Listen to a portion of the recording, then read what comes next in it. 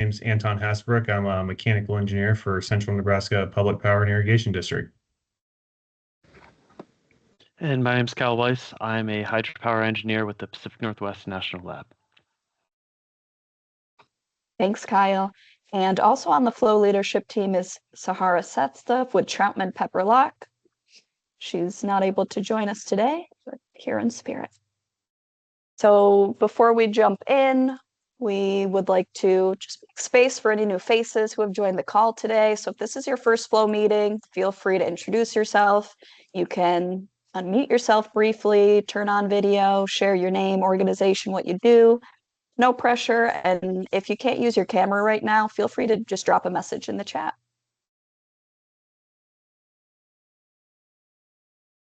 Hi, my name is Nelu. I work at TID, Turlock Irrigation District in Central Valley, California. I'm a utility analyst. Welcome. Thanks for joining us today. Sure, thank you. Yeah, and I'll go. Oh, sorry, Caitlin. Go for it, Sean. Sorry. Yeah, for those of you who haven't met, I'm Sean Ellenson. I am the owner of Ellenson Hydro, a firm I just started a few months ago, essentially, but been in hydropower my whole career. Nice to meet you all. Very nice. Thanks for joining. Sorry, can I jump in and say Sean also his team placed in the collegiate competition? I recently heard him speak about that. It was very fun. Mm-hmm. Yep, Cal Poly. Go Cal Poly, go Mustangs. That's awesome. Congrats for that, Sean. Thanks. I'll jump in. My name is Caitlin. I sit in Montreal, but I'm new to Flow and I work with ABB. So I'm just really excited to be a part of this power generation space, connecting with young professionals in the industry. So nice to meet you all. Nice to meet you.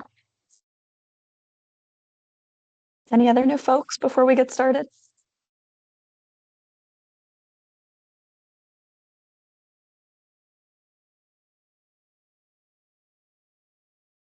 All right, hearing none, we do have a few quick Flow announcements before we get into today's content.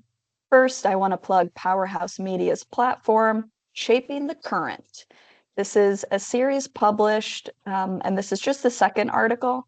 It's called A Spotlight on Hydropower's Future Leaders series, and this is with Samia Tassin. She is the Director of Generation Planning at Brookfield Renewables. With so much water power workforce approaching retirement, showcasing real career pathways like this is a great way to help attract and retain new talent.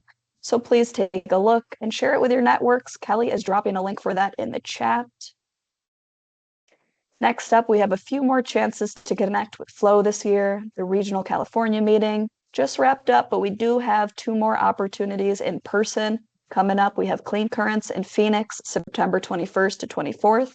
And then we have NHA's Southeast Regional Meeting in Nashville, December 9th to 10th.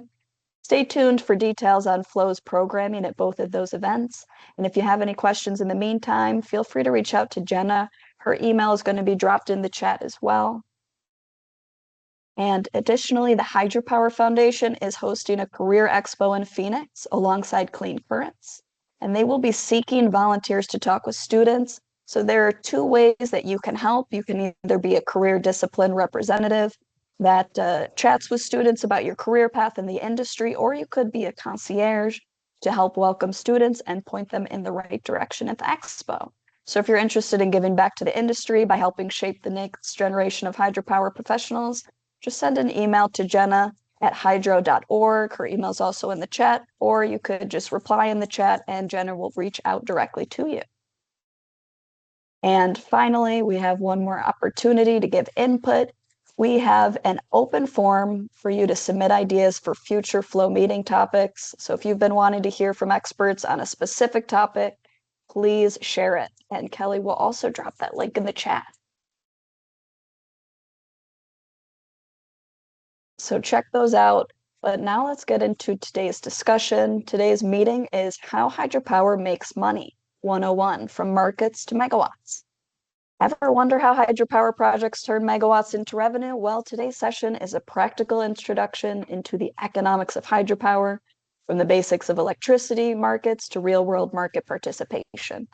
Whether you're new to energy markets or just looking to strengthen your understanding of the business side of hydropower, this foundational knowledge that should be valuable no matter where you sit in the industry. And our goal today is to connect the dots between how electricity markets work at the foundational level and how those market dynamics show up in real operational and business decisions.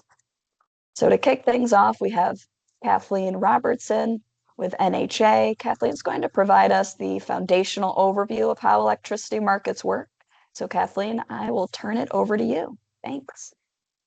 Awesome. Thank you for that introduction. Let me go ahead and see if I can get my slides shared properly.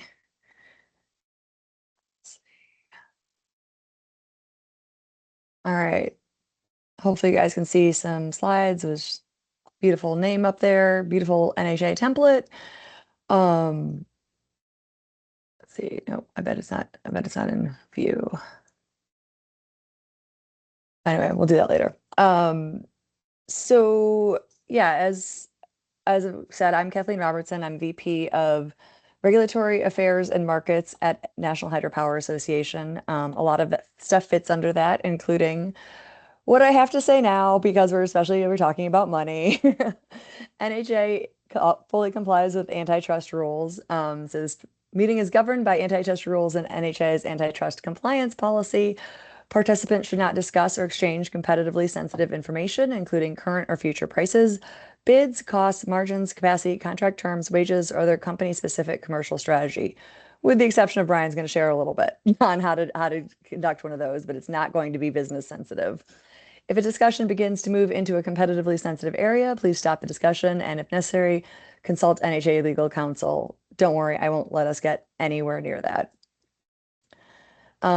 This was the hardest slide because Kelly said I had to talk about myself and how I got here. So I would say out of college, college or grad school, I thought I was going to be far more on the environmental side of things. I started off as an environmental consultant, just through a friend at grad school, former role of hers. So sort of just like happened into it. And luckily it was doing environmental consulting, so CEQA and NEPA, for those of you guys familiar with that, for a company that focused exclusively on reviews of large energy infrastructure projects for state agencies in California. And this being the post-Enron boom, that was a whole business model for a while. So I spent a lot of time learning about pipelines and transmission lines and different types of power plants, their effects on the community, why certain plants needed to be in certain places. And it was nothing like I'd ever experienced before. And that was, if I can say this to an group of early career professionals, eventually that led to the best advice I've ever gotten in my career. Basically making it more general was notice what you're better at than other people, or notice what you like more than other people. Sometimes hopefully those are the same thing. But for me, it was an executive pulling me aside and saying that, pointing out that no one had ever read a certificate of public convenience and necessity that didn't have to. And since maybe I wanted to think about the energy side of this business, kind of bring my environmental and climate sensibilities, but kind of the other side of that energy and environment wall. He was right. It was a great idea. So I've had a number of roles kind of straddling that energy and environment line, and learning all about electricity markets and electricity generation, transmission, distribution, all along the way. No question is dumb. I did not study any of this at school. I've learned this all on the fly. So I'm sure I've either asked or made bad assumptions, or worse than anything we could ever ask on this call. Most of the highlights. So I worked in a consulting firm for a while that ran the clean energy groups. That was a trade association that tried to get air quality and climate change rules for power plants. This was essentially a group of 12 to 14 natural gas and electric utilities and generation companies that would and did make more money once there was a price on air quality and climate change emissions.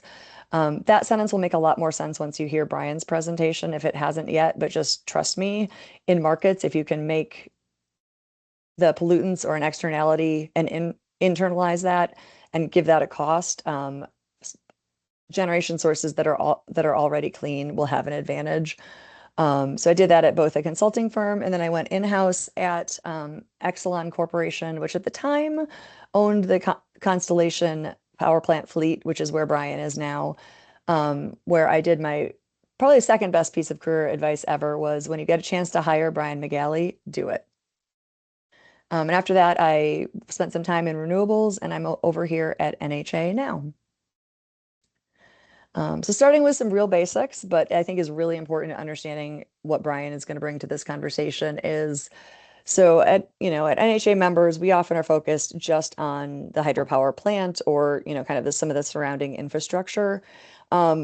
But most of what Brian and I are going to talk about today is like essentially what happens after the electricity leaves the site, which for a lot of you, that might be your job might be done. But I think it's useful to know what happens after that, how it gets compensated, because your bosses very much care what happens after that point.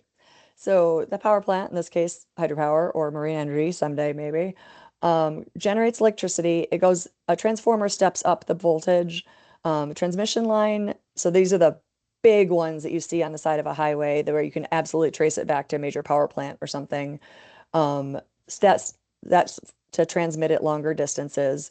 And then another transformer will step down the voltage. So this is more of like the smaller, kind of poles that you see along the street, that will eventually connect up to your house, connects it up to the end user.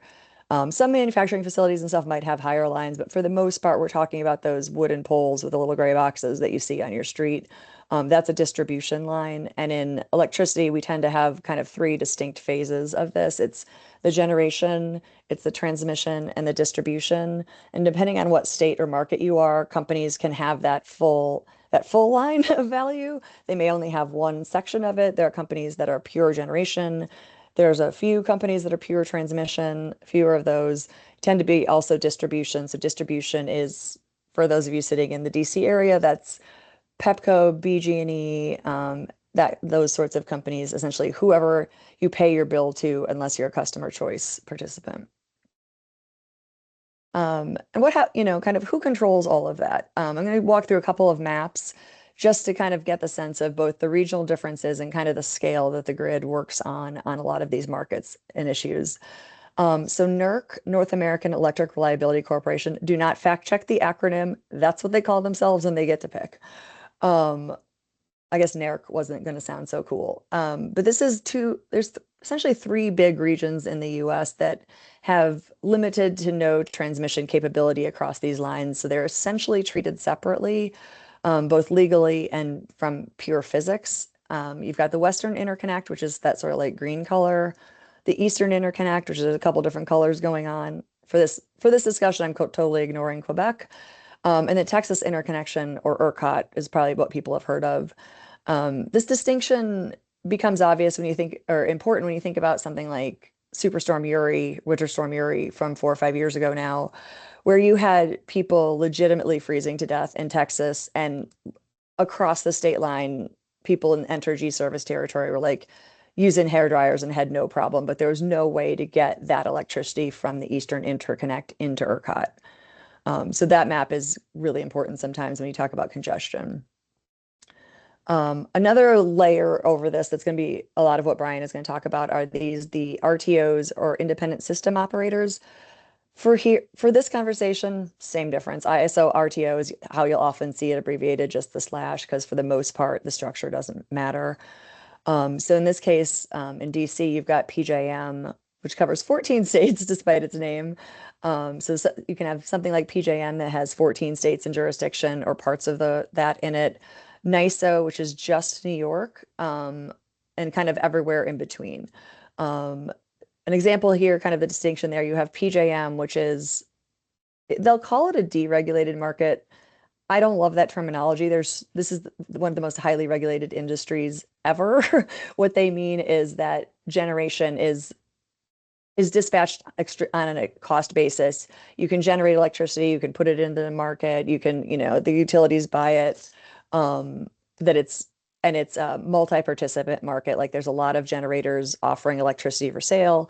PJM takes all those bids and schedules who's going to run. Utilities get their bill at the end of the day. A slight difference is what's labeled on here as the Southeast, which is basically Florida and Southern Company, where they're kind of what we call traditionally vertically integrated utility.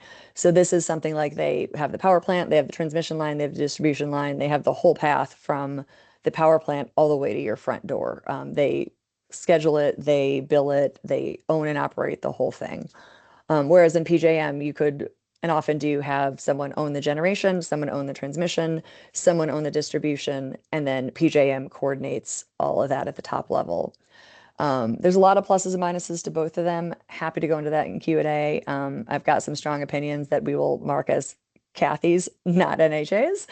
But I think that that business model does affect a lot of the decisions that you guys will see made on the ground. And Brian will walk through some of the kind of economics of that. Alluded to this, just was going to show the chaos that is utility ownership in the US. So you have investor owned. So that's kind of just your traditional corporation, same corporate structure as like Microsoft or Google or something. There's shareholder owners, there's a board, there's a profit seeking company that does it all. So in that case, you know, you've got the, sorry for the DC centric of my conversation, but you've got, you know, Exelon, you've got Southern Company, Pacific Gas and Electric, kind of like the big ones, NextEra, Dominion, these have all been in the news lately, would fall into that bucket. Publicly owned is what it sounds like. It's owned by a public entity. And that can run the gamut from like Los Angeles Department of Water and Power to like a small utility district that serves, you know, a couple thousand people. It's a real gamut. Public does not necessarily mean small. And then you've also got co-ops or cooperatives, which are essentially member owned. So think like REI, the farmers market, something like that. They literally owned by members, and that's who is considered, you know, kind of acts as the board of directors. Each of those companies has slightly different motivations as to how they operate in these markets, or if they operate in a market, how decisions are made about investing in new generation, transmission, or distribution assets. And that will flip through. Sometimes there's a distinction there on, I'd say one thing for hydropower industry that is very distinct is something like Seattle City Light that, I don't know if anyone's on the phone here, but when they're making decisions, they're not just optimizing the exact hydropower output of a facility, because they are also the city of Seattle. So they're looking at recreation and fishing and everything else that matters to the citizens. Whereas if you have, say, an investor-owned utility, they are looking at just the utility side of things, just the power plant operations, and maximizing shareholder value that way. Last kind of set of charts, sorry, before Brian gets into the good stuff. One thing that's important to think about as I was saying, those assets either bid in, like in somewhere like PJM, or even in a vertically integrated unit, they run the cheapest things first, right? Like that just makes sense. It's called security constrained economic dispatch, which made actually a really simple concept sound much more complicated. It just means within the parameters of what it would take to keep the lights on, run the cheapest stuff first. So, you know, you need enough electricity, responsive enough electricity, kind of good quality electricity. But then once all that is met, then you just run it from cheapest to most expensive, basically. So on this, you can see, hopefully, if you're not colorblind, dots on this chart essentially go from, and I should say, when we say cost, we're not talking about levelized cost of electricity, the cost to build, anything like that. It's your marginal operating cost. So as you can see on this one, it sort of goes from zero marginal cost all the way up to basically infinity if you want to burn the crappiest grades of oil in a heat wave. You know what, the market can pay you to do it if it needs to. You will notice that it kind of lightly sorts by resource type, but not totally. If you zoom in, I think it's most obvious kind of in that 18 to 27,000 megawatt range. You do start to see the different kinds of assets start interspersing, and that's their relative efficiency. So you do have some places on here where, you know, gas, coal, kind of a little bit of renewables, I don't know what's going on there, are bidding at different marginal cost than the similar type of fuel unit, which is just their relative power plant economics. All of these bids are reviewed by independent market monitors, so like it's the true cost of production there. I will say the only gripe I have with this graph, despite it being a really otherwise very good, is it doesn't go negative, which I think is an interesting power market dynamic sometimes, driven by a lot of times the federal subsidies or other reasons that a plant might just have to run. You can see negative prices, meaning that the power plant is paying the grid to take the electricity. Wonderful short term for consumers, terrible long term for the market, because then you end up, obviously that's not a terrible business model strategy for that asset owner, and that's not going to be long term successful. So how do you pick on here? So I drew on a couple of lines here. So this average daily demand is NYISO's average daily demand, what it sounds like. I think it was about 17,000 something megawatts is what they're at right now. So as you can see, just like Econ 101, you go up where that demand intersects the supply and you find out the price. It's about 50 something dollars a megawatt hour on that sort of that average daily price. However, something like last week's, or I guess 2 weeks ago, the 2026 summer peak, and I will say so far, there's quite the heat wave rolling in right now, but so far they peaked at about 32,000 megawatts, which, as you can see, is you are bringing on much more expensive units to run. You've got oil units creeping up there. Most of the country doesn't even realize that you can still make electricity with oil, and it's very expensive. But if the choice is Manhattan goes dark, you burn oil. And that pushes the marginal cost of power up to about, I think it was about $130 a megawatt that week. And so that's really kind of where a lot of the generation makes their money in the day-to-day. That is not the full cost of electricity as you see it. Brian hates these illustrations, so I had to keep them. So there used to be a rule of thumb that basically half a customer's electric bill was the cost of generation and half was T&D, so transmission and distribution. So essentially half was getting the electricity and half was getting it to you. That's been out of whack for a little while now. Distribution costs were going up for quite a while. The grid was aging. There was some market signals that went haywire for a while, and there was limited investment in T&D systems. So distribution was starting to creep up to more than half there for a while. On a day like a couple weeks ago, when you hit $120 a megawatt hour, obviously the generation cost goes up, and eventually that goes through to your power bill. In most states, PUCs will average out that impact. It's not like your electricity rate is going to bounce around day to day unless you sign up for that kind of plan. But that's kind of where you're seeing all of the news these days about the affordability conversation, electricity rates. It's actually, the problem is both halves of this are going up right now. And while there's probably any number of factors going into that, most of them are hard. It's not easy market manipulation or something that we can point to. It's an aging fleet, aging T&D, increased extreme weather, and skyrocketing demand, both from everyone's favorite villain data centers, but also you and me getting every smart appliance we can and plugging them in. I will stop there.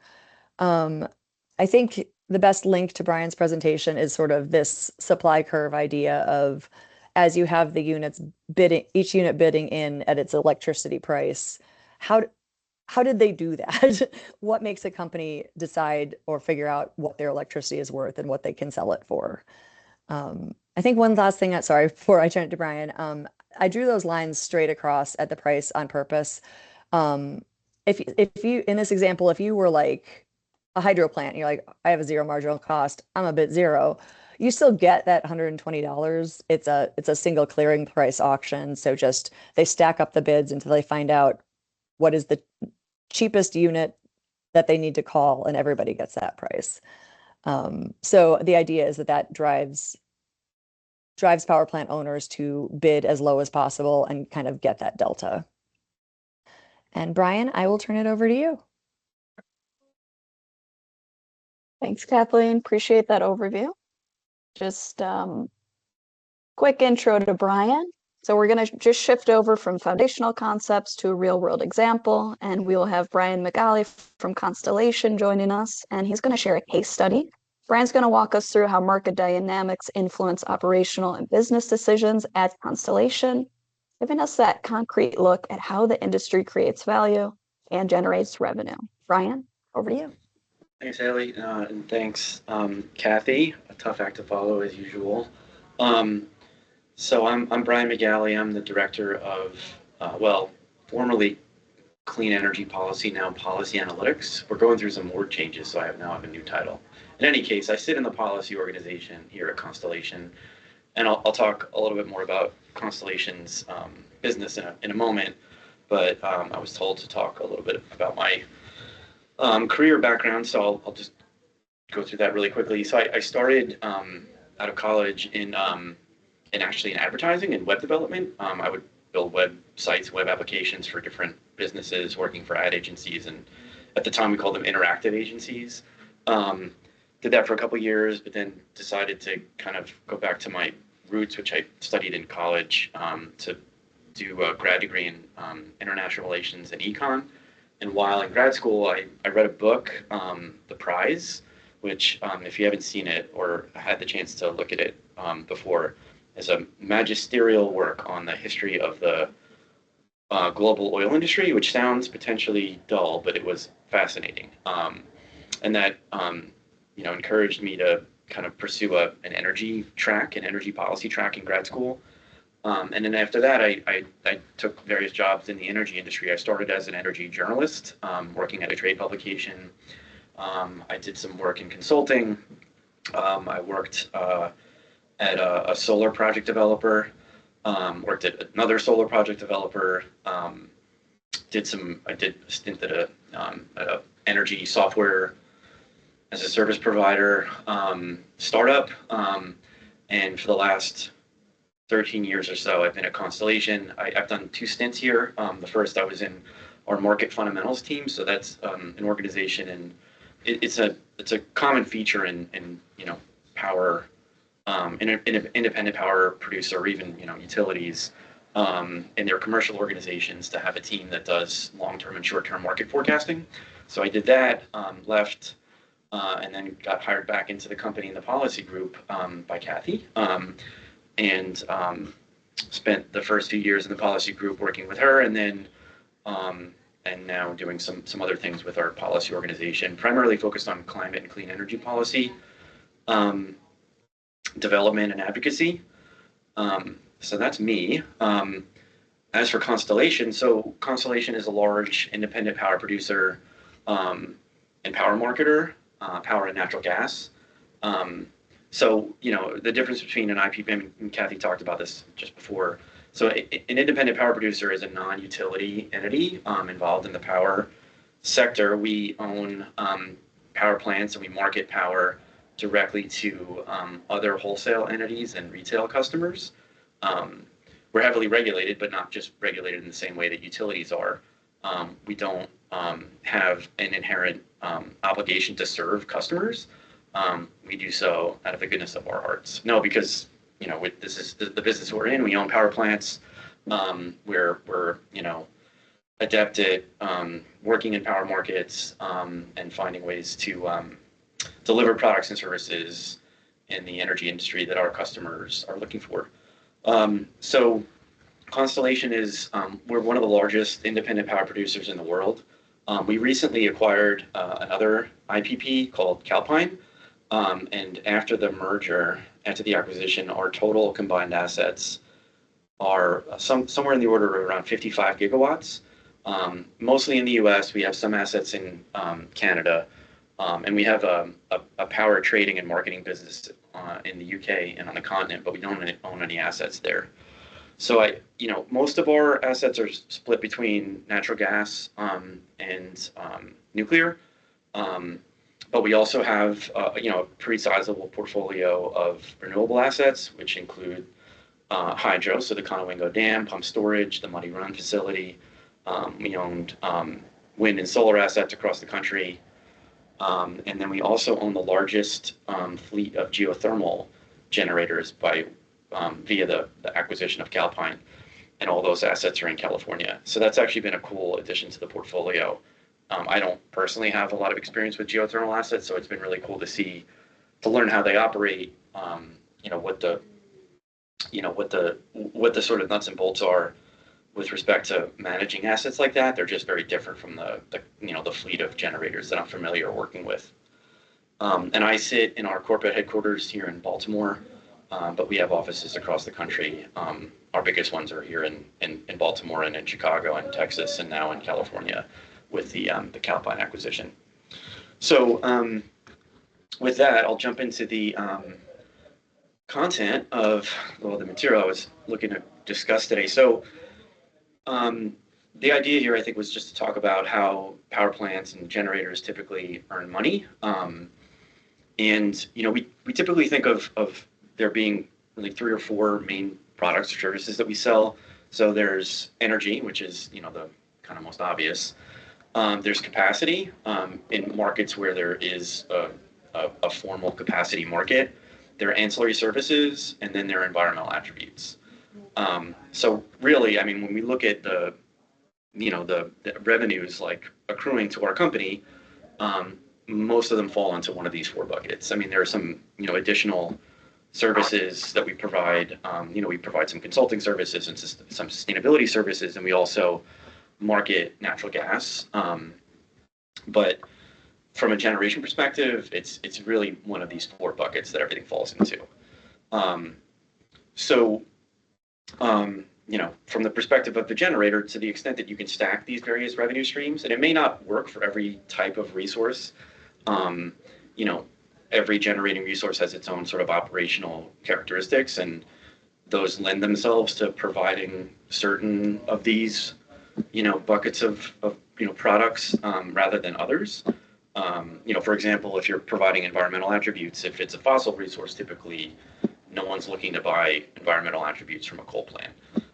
But if you're a renewable resource, such as hydro, those are attributes that you can monetize for value, either as part of a compliance sort of RPS market or to voluntary customers, and I'll talk about that more in a moment.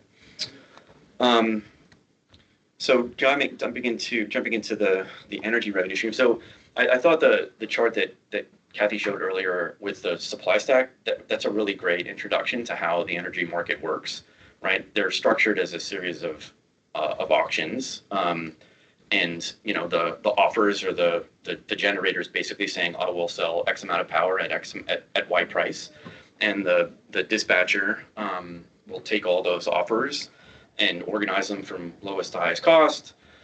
They'll look at what demand is over a given interval. Usually that's like on an hourly basis or a sub-hourly basis. Look at where supply meets demand, and that's your price. It's a single clearing price for the whole market, and that's how the market clears. In reality, so that's very much a depiction of the actual mechanics. Layering onto that, though, there's a locational aspect. The power system, right? It's made up of generators and distribution systems and transmission lines and so forth, right? Like, it's not a uniform, homogeneous system, right? There are different kind of capacities between lines, between generators and different load centers. So when you actually do your market clearing algorithm, you might have price separation between different points on that system. And that price separation is a function of congestion along the lines and also of just lines, like losses on the lines across the system, right? So you can have a situation where you have a single clearing auction, right? But in reality, there are prices that are specific to each point or node in the system that can be somewhat different or very different depending on sort of like the time of day or the load on the system or other characteristics or other features. It's a time varying kind of phenomenon. And the map that I'm showing here is a depiction of all the nodes in the PJM system. And it's color coded by price. Right, so you can see that there's pretty significant price separation as you go from the eastern part of the PJM footprint to the west, and that's actually a fairly durable feature, right? Prices in the east tend to be higher than prices in the west, and again, that's just a function of the fact that it's not a copper plate undifferentiated system. You've got kind of limitations in the ability to move power from one part of the system to the other. If there was basically unlimited transmission capacity between all these points in the system, then those nodes would all be the same color and there would be a single clearing price across the entire system.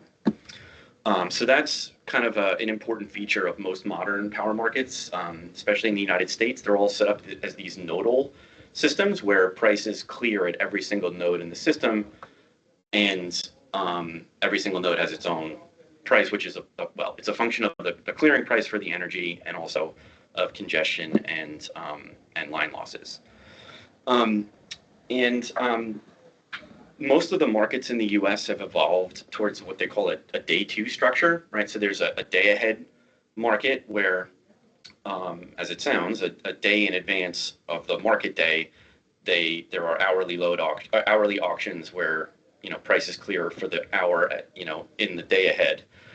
And then there's a real-time market, which is a market that runs generally like every 5 minutes, where they clear prices, and it's usually like a residual. So most of the power is transaction in the day-ahead market, and then if there are imbalances, right? So if load winds up being higher than what was expected in the day-ahead market, then there's additional generation that needs to be procured to meet that additional load that came on the system. So they'll run the real-time market to procure that additional generation resource to meet load as it actually realizes on the system. So not every market is structured this way, but the PJM market, where most of our assets are located, is like this. The California market is, New England. Most of the structured, organized markets are now set up as day two markets. Moving on to capacity. Don't worry about this chart. There's a lot of gibberish in here. I'll just talk about the underlying mechanics. But capacity is, it's a reliability product. It's basically a promise that you will be, as a generator, will be available to operate during periods of peak system stress, right? So you get paid for making this promise and delivering on that promise that you'll be able to operate during, the peak summer day or winter peak. It tends to vary by market, how they define, the peak performance intervals and when you're actually required to be available.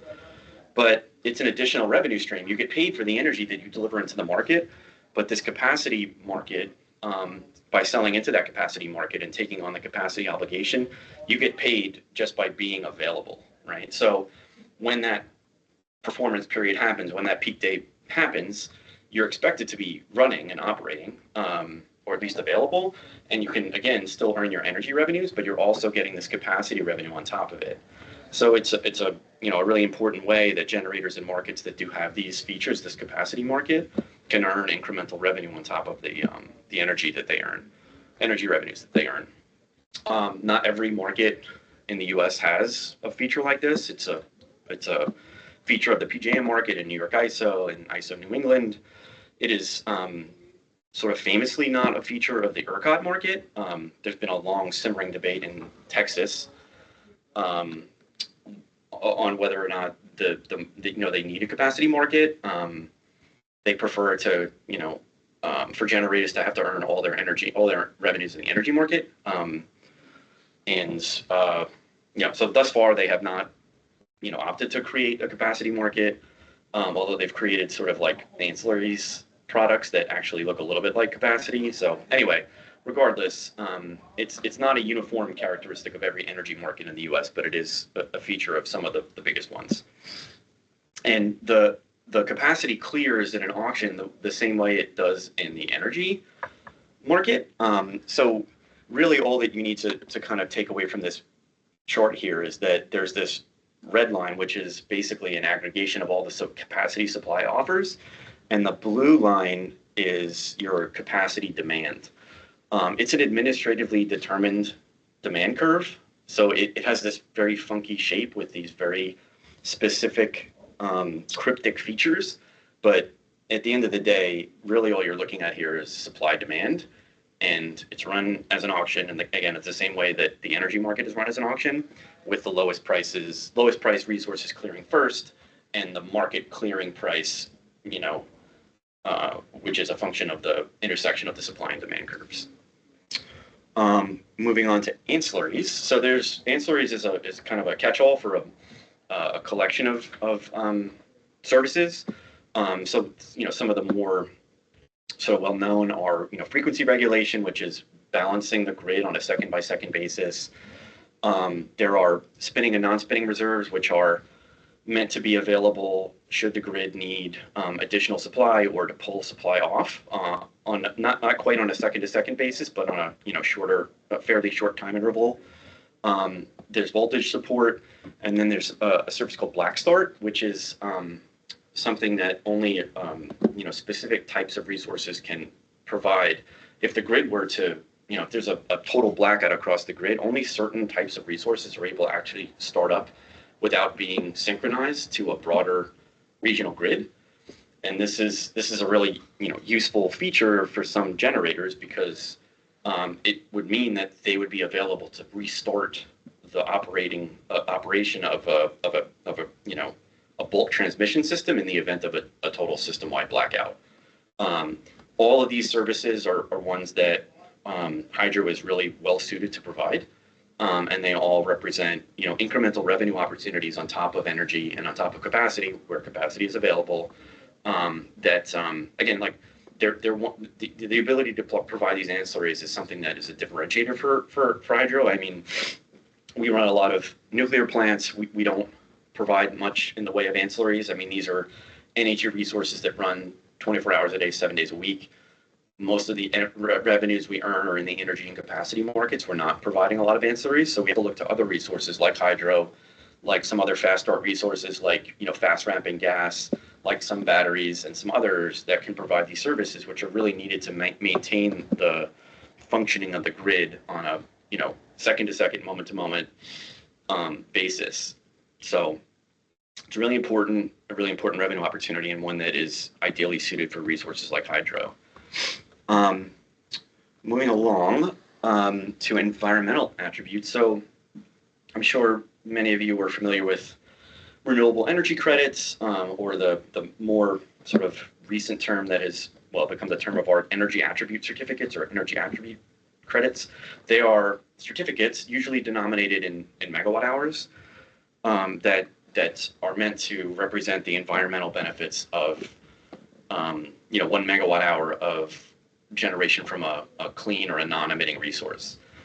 And these credits are the currency of various state programs, clean energy portfolio standards, or renewable portfolio standards.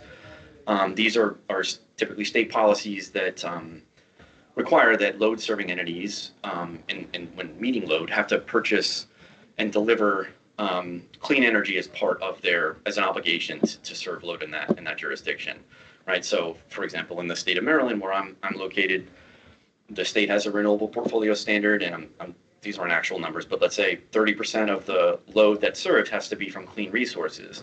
As a load server, the way that you comply with that obligation is you go out and buy these renewable energy certificates, credits from eligible generators, like hydro, like wind, like solar, and then you retire them on behalf of your customer. So if I serve 100 megawatt hours of load, 30 megawatt hours of that has to be from some clean resource. I have to go out to the market and buy 30 megawatt hours of RECs from whichever resources are on offer, and then I retire them, and I've met my obligation.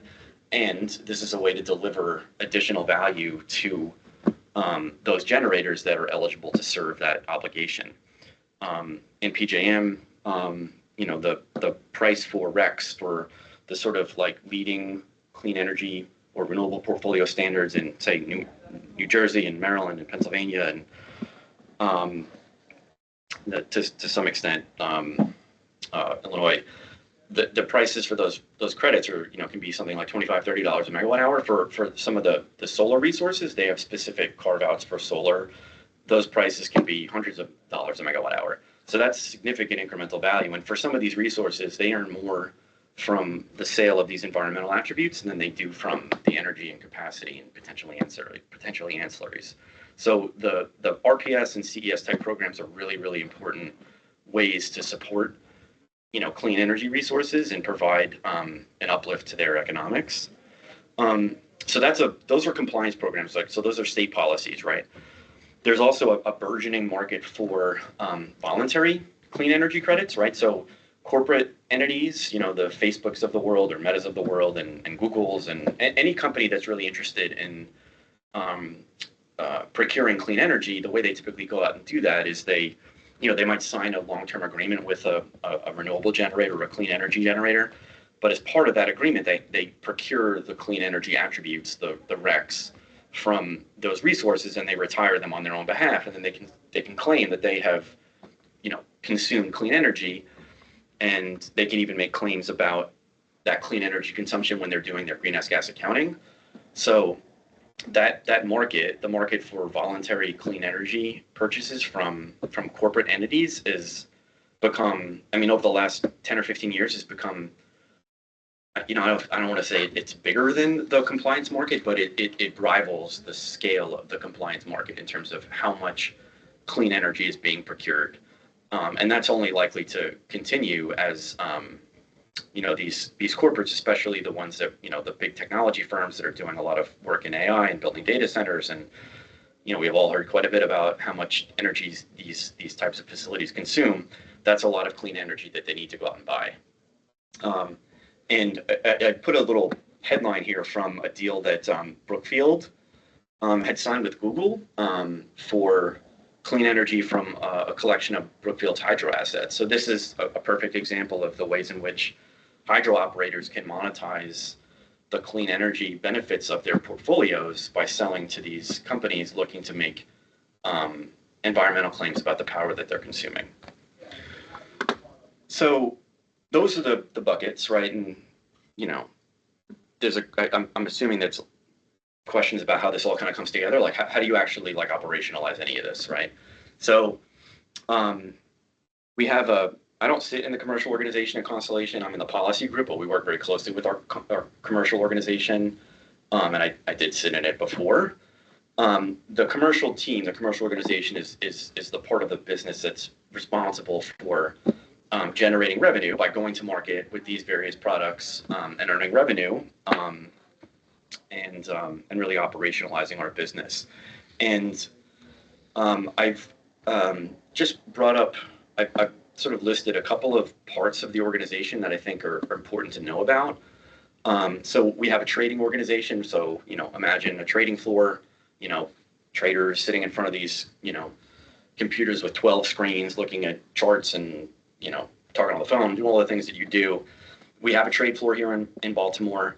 The traders are generally responsible for doing short-term transactions in physical and financial commodities, right? So they're the ones sort of trading structured products, transacting in structured products, and they're typically looking out sort of like a 5-year horizon. At least that's how we do it in our organization. So they're the ones like interacting with commodities exchanges, selling power on the exchanges, buying products on the exchanges, both physical and financial, and managing our sort of commodity exposure over the next 5 years. We also have organizations called mid-marketing and origination. They have somewhat similar features. I'm lumping them together here because the distinction I don't think really matters for this conversation, but they typically engage or structure these longer-term customized arrangements with counterparties, both at the wholesale and retail level. So if you're going to sign like a long-term contract for power from one of our power plants, right, for a Google or for, a Walmart, they're the part of the organization that would negotiate the terms of that agreement. So they source the opportunity. They're the ones who have the relationship with these counterparties. And then when there's a deal that we would like to consummate, they're the ones who would structure that arrangement. And then we have organizations called portfolio management and risk. The portfolio management team, they're the ones sort of with a bird's eye view of all the commercial engagements that we have. And they're basically out there making sure that we're not working at cross purposes with ourselves, right? We have folks selling gas, we have folks selling power. If, we don't want to be bidding against ourselves essentially, right? Like if we own a power plant and we need to go buy gas to supply that power plant and we're selling gas, we want to give ourselves favorable terms, right? We don't want to necessarily bid against ourselves and, cause, issues with, like running up prices for things that we need to buy, or, both talking to the same counterparty from different parts of the company. So they're the ones sort of like the traffic cops, basically making sure that we're not working across purposes across our commercial organization, because it's a pretty big and diverse team.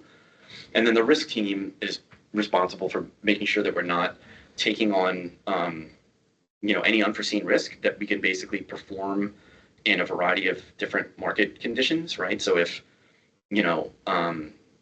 load comes in higher than we expected, or, there's a, perturbation in the natural gas market, or, some various, unforced outages at some of our plants, that's the part of the organization making sure that we're modeling those eventualities or those potential outcomes, and ensuring that we have the right mitigation measures in place. So again, like bringing it back to the perspective of like a single, let's say you have a single resource, like how do you ensure that you're, getting the most value for that particular asset, right? So one of the things we do is hedging, right? So I'll just give an example of this concept, and this is, a lot of what we do in portfolio management, and a lot of what the folks in the trading and structuring or trading and origination organizations are doing.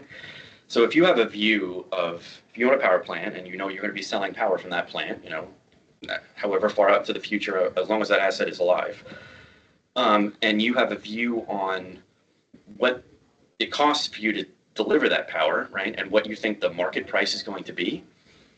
Imagine a situation in which you think the market price in the future for your power, say, calendar year 2028, you think the market price is going to be $35, but then you look at market forwards and you see that market forwards are trading at 30, right? You think you'll start to believe that, okay, well, my power is going to be worth more in the future than the forwards market is actually like forecasting, right? That people participating in the forwards market believe. So I'm going to hold my power and not sell it forward. I'm going to wait until the calendar year comes, because at that point in calendar year, 2028 or whatever year I said it was, prices should increase to the level that I was expecting. And if I had sold forward, if I had sold a long-term contract into that year, I would have locked in prices at a value that is lower than what I actually thought it would wind up being. So a lot of what the team does is, we develop, the commercial team, they develop forecasts about what they think power prices are going to be, or capacity prices, or prices for environmental attributes. And then they make decisions about how much they want to sell forward, how much they want to sit on and wait until the delivery year, or the delivery period, and use these kinds of processes to drive as much additional value as they can for the fleet. So I know I've run through a lot. I know we're supposed to leave time for questions, but that's all I had. I don't know, Haley, Kathy, please interject or bring in any questions from anybody on the floor. Nah, see why I hired him? He's so good. We understand, Kathleen. Thanks, Brian. That was great. We appreciate those operational insights.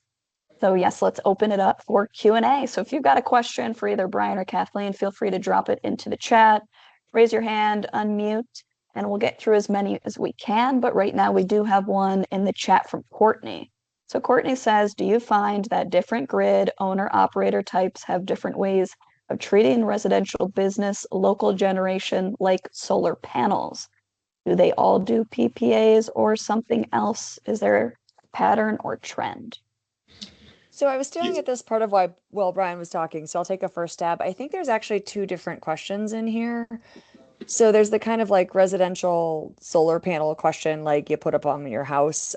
Those are dealt with just at the distribution level, so whatever your local utility is. And yes, that varies wildly between the different utilities, how well they handle that and how receptive they are, how long that takes to get connected and stuff. And then you have kind of utility scale is what would do a PPA or a power purchase agreement. And those tend to, well, I won't get into politics, but those tend to function more like power plants than kind of the rooftop solar that I think is the first half of the question. Courtney, let me know if I butchered that. That was great. Thank you.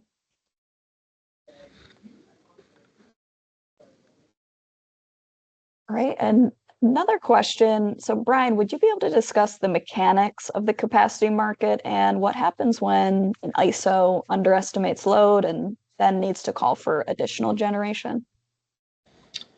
Yeah, I mean, well, this is timely because the PJM capacity market results were reported yesterday, and if you'd seen the ISO came in, well, they underprocured against their target level, right? So there's a reserve margin amount that the ISO tries to procure, right? So there's like what they assume peak load is going to be, and then they want to procure some margin on top of that, and that's the target that they have for the auction.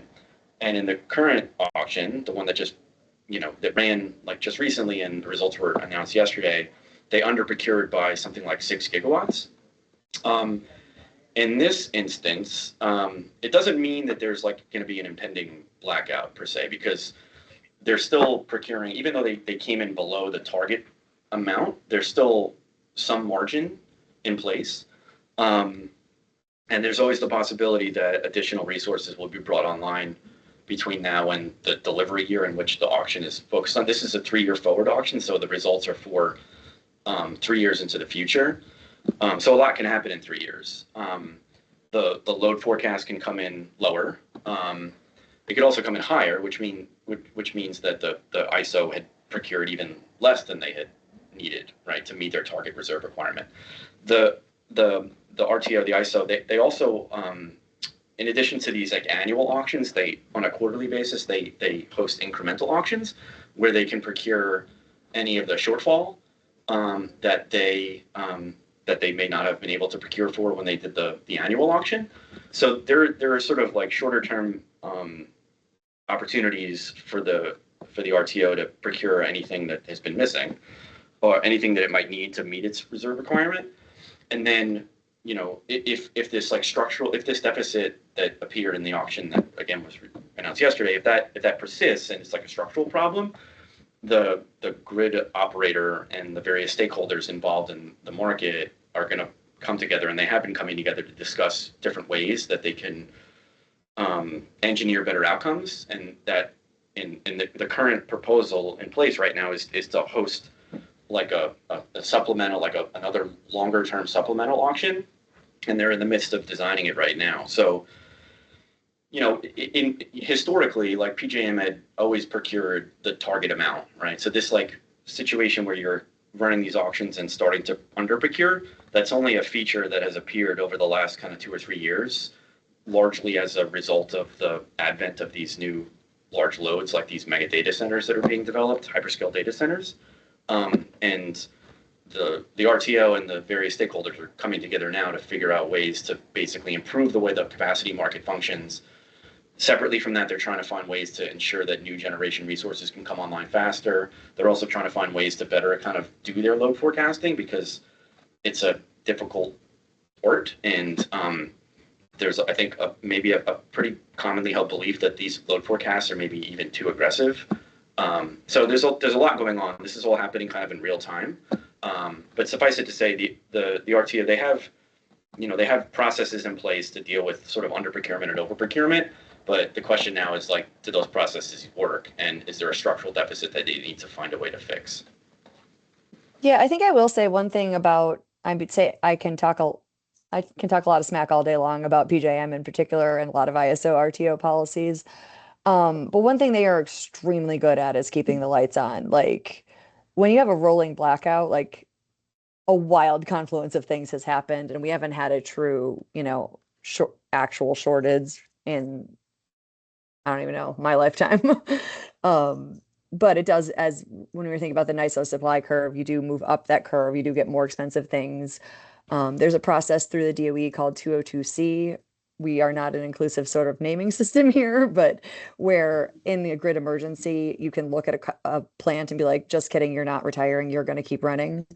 So there's a lot of levers that can be pulled in the short term, but I think Brian highlighted that sort of like longer term issue of load forecasts combined with, there's a lot of renewables and stuff that don't bid into the capacity market when they're new, just because like the interconnection and some other permitting, everything else is so so unknowable. And there's actually pretty stiff penalties if you get accepted into the capacity market and don't plug in on time, basically. So there's both unknown demand plus and minus, and there's also unknown generation plus and minus, which is, finally starting to matter now that we're not so long on capacity in a lot of these regions. Very interesting. So we're at the top of the hour here, but if folks would like to hang on for another minute, we could hear Hannah's question. I was recently traveling through Europe and it kind of came up, kind of some of that interconnection issues you're talking about, because in some of the wind farms on the islands, they were talking about that they're bringing like the turbines up, but that some of the interconnections from the islands to like actual grids was missing. And I was wondering if you guys might know anything about like where that responsibility like typically falls and how that might differ in like a European market versus a US market.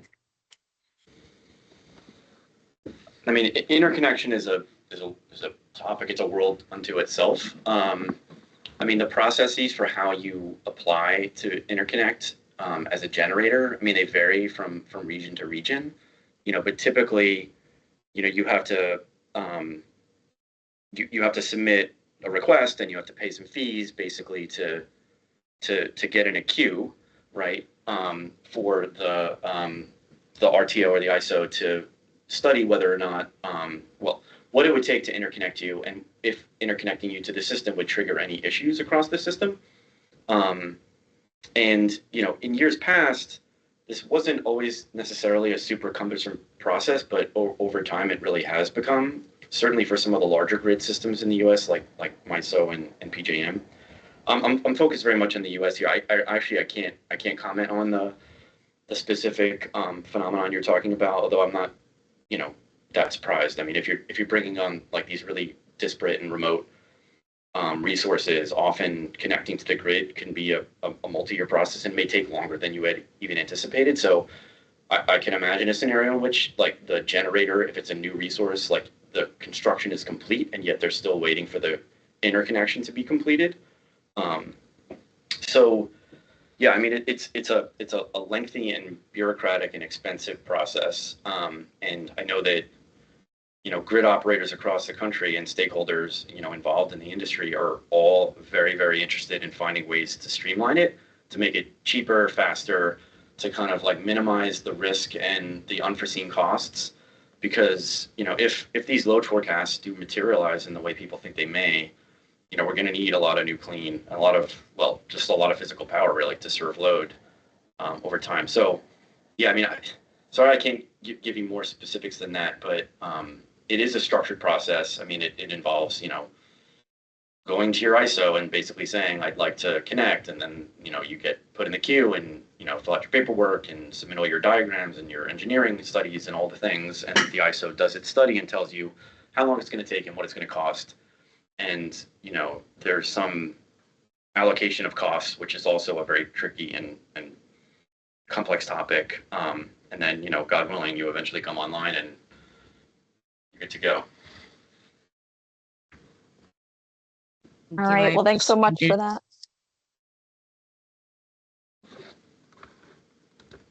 A great discussion, everyone. Appreciate all the thoughtful questions. And a big thanks again to Kathleen and Brian for sharing your time and your expertise with the Flow community. So as always, if you have any future ideas for Flow topics, drop them into the chat or at the link that was shared earlier. And thanks again for joining, and we will see you next month. Thanks, everyone. Have a good afternoon. Thank you. Thank you.